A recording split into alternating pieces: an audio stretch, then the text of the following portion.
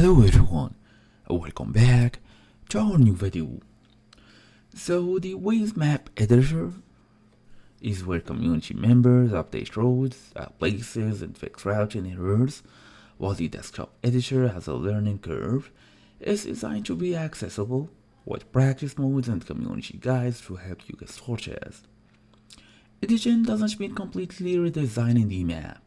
Often it's about small fixes, correction street name, adding a missing road, adjusting certain restrictions, and even changing your preferences. So first and first, how to actually edit the map in the Waze Map Editor. Log in and find your location. Open the Waze Map Editor on desktop computer. Log in with your Waze account. Bookmark a specific map location using the permalink feature. It's on the bottom right corner, so you can quickly return to your regular editing area. Then you can use practice mode and layers.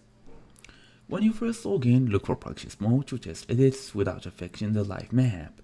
Use the layers menu on the top right to control what you see, including satellite or whatsoever.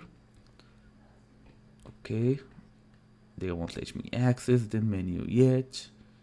Why is that? Okay, here we go. All the way to settings. We have here navigation and map display. Let's take a small look at map display here.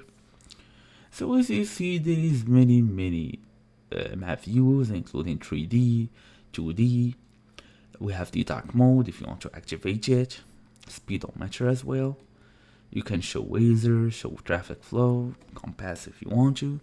There is many options. And that's it, the whole idea. Thank you all for watching. I'll see you all in the next video.